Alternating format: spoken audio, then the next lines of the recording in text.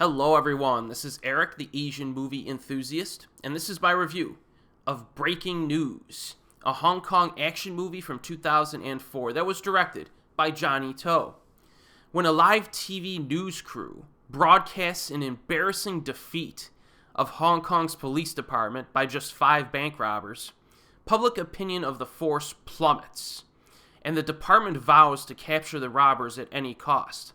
Detective Cheung, played by Nick Cheung, stumbles upon the fugitives' hideout in an abandoned building, and soon Yuen, played by Richie Jen, the notorious leader of the 5-man gang, finds himself and his crew under siege by hundreds of police officers. Now, seeing this as an opportunity to restore the public's faith in the police department, Inspector Fong, played by Kelly Chen, turns the stakeout into a breaking news show, with live updates beamed out to a transfixed Hong Kong audience. But could this plan backfire? That's the question. Now, I've always considered Breaking News to be like one of Johnnie To's middle-tier films. I only saw it one time, ages ago, about 15 years ago, but I remember it not wowing me as much as some of his best films. Now, I watched it again just for the second time, just this past week, and a few observations stuck out to me as to maybe why this was the case. Most of the action in the film takes place inside of the apartment complex, and it basically consists of like short bursts of gunfire or standoffs. Also, some of the shootouts were a little bit unrealistic, with characters shooting at fairly close range but still missing their targets. Though I do like the bus chase near the end of the film, with the camera mostly being stationed inside of the bus, like the moving bus, with the villain, and the protagonist is outside, like on a bike, shooting at him. That was a good little finale there. But the big highlight of the film, like the big one, is the first scene of the movie. Very cool shootout scene, mostly shot in one continuous take, and the camera's like panning around the street. It's on like crane shots or whatever. It's floating around, overhead shots, and it's showing a bunch of different characters, right?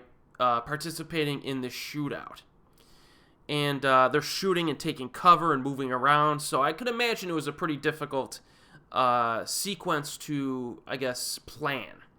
Also, very good use of squibs, and the timing of the squibs were really good as well. So, very cool scene to start the movie off. But this is the exception, not the rule. That's, by far, I think, the best action set piece of the entire film is right at the beginning.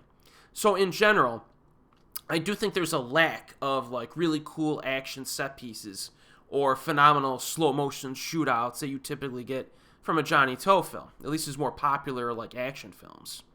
So if someone were to put together like a compilation of the action scenes in Breaking News and just threw it on YouTube without context, you'd come away thinking that this is just kind of like a generic action flick. So I'm convinced that this was one of the main reasons why in the past, Breaking News did not immediately blow my mind, on my first viewing. However, I did enjoy the movie more after my recent viewing, which is, a frequent thing for me. And the reason, though, for this is that I appreciated the themes and the character interaction more this time around. So you get some various topics in here concerning the media, and they're addressed in some pretty interesting ways. Like the cops try to manipulate their public relations image, right? By using video footage of the police being successful at performing certain tasks as part of this like raid sequence to get these criminals who are holed up in the apartment. The problem is that the bad guys are watching the news while they're holed up, so they get wind of this public relations tactic, and they decide to screw it up for the cops if they can. And that element adds a little bit of a different spin on this. Some of the character interaction is good. The bad guys, like I said, hole up in one particular apartment at one point with a guy and his 2 kids. And there's some good stuff during those scenes. There's also a separate group of bad guys who happen to be in the same building, and they just get caught up in this mess, which was kind of another little interesting element to it. So all these little different things make Breaking News a little bit different from your typical action movie. And I like how Johnnie To sets up his characters and adds multiple layers into the story. And in many ways, this is kind of the same thing that Johnnie To does in all of his movies, but I do think that the impact is a little bit less in breaking news. And, there's also a little bit less of like an emotional investment in the characters, I think. Whereas something like Exiled or The Mission, you get that strong sense of like brotherhood in there and stuff like that. But, there's a little bit less of an emotional investment in the characters in this. And, if I'm going to be honest, Kelly Chen's performance kind of flat in this. She's just kind of like there. I know she's trying to be icy on purpose, but I don't know. I've never really been like the biggest fan of her as like in terms of acting talent, and you could kind of see her weaknesses in this film. But regardless, you can still tell that Johnnie To directed this movie. You know what I mean? He's one of those directors where almost all of his films you could tell it's a Johnnie To film. So the fact that he's such a visionary talent helps to make this movie enjoyable. Presentation is stylish, uses some rhythmic music at times. Total runtime is less than an hour and a half. This is like 1 hour and 29 minutes long, so very easy to sit through.